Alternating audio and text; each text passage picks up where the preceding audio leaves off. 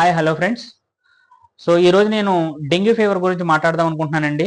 ఎవరైనా నా YouTube channel ఇంకా సబ్స్క్రైబ్ చేసుకోకుండా ఉంటే తప్పకుండా సబ్స్క్రైబ్ చేసుకోండి.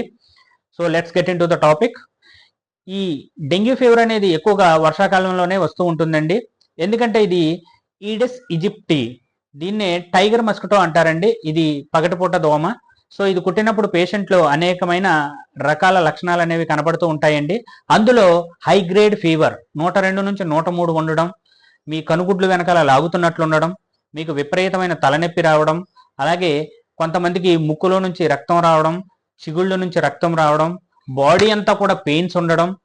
సో ఈ విధంగా కొంతమందికి వికారం, వాంతులు, ఈ లక్షణాలు అనేవి కనబడడం జరుగుతూ ఉంటుందండి.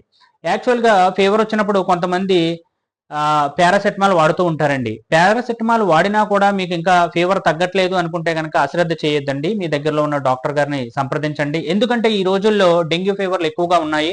పొరపాటున మీరు అశ్రద్ధ చేస్తే అది మీ ప్రాణానికే ప్రమాదం కావచ్చు. ఎందుకంటే డెంగ్యూ ఫీవర్లో ప్లేట్లెట్ కౌంట్ అనేది పడిపోవడానికి ఎక్కువగా ఆస్కారం ఉందండి.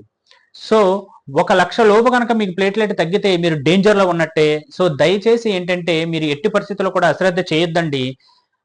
అలాగే దీని నివారణ చర్యలు తీసుకుంటే గనక మనం ఫుల్ హ్యాండ్స్ బట్టలు వేసుకోవడం, టీ షర్ట్స్ కానీ, ప్యాంట్స్ కానీ, మస్కిటో నెట్స్ యూజ్ చేసుకోవడం, అలాగే మస్కిటో స్ట్రిప్స్ అండి కొత్తగా వచ్చినాయి. మన బాడీకి ఆ స్ట్రిప్ పెట్టుకుంటే కనుక ఆ దోమలకి ఇరిటేషన్ కలిగిస్తాయి. అవి మన దగ్గరకు రాకుండా ఉండడానికి అవకాశం ఉంటుంది.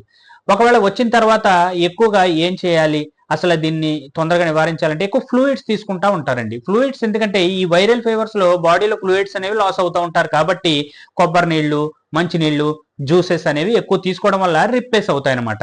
సో ఈ విధంగా బాడీని రిప్లేస్ చేసుకోవచ్చు. అట్లాగే టాబ్లెట్స్కి వచ్చేసేటప్పటికి ఎక్కువగా పారాసెటమాల్ రిఫర్ చేస్తూ ఉంటారండి. ఇందులో యాంటీబయాటిక్స్ కానీ, ఎన్ఎస్ఏఐడిస్ కానీ పాత్ర అనేది ఏమి ఉండదండి. ఎన్ఎస్ఏఐడిలో ఎందుకు పాత్ర ఉండదంటే బ్లీడింగ్ టెండెన్సీ ఎక్కువగా ఉంటుంది కాబట్టి డెంగ్యూ ఫీవర్ లో ఆస్పిరిన్ కానీ, డైక్లోఫెనాక్ కానీ, ఎసిక్లోఫెనాక్ కానీ, యాంటీబయాటిక్స్ కానీ డాక్టర్స్ అనే వారు ఇవ్వకుండా ఉండడానికి అవకాశం ఎక్కువగా ఉంటుందండి. ఏదేమైనా కూడా పేషెంట్ యొక్క సీరియస్నెస్ ని బట్టే ట్రీట్ చేయడం అనేది జరుగుతుందండి.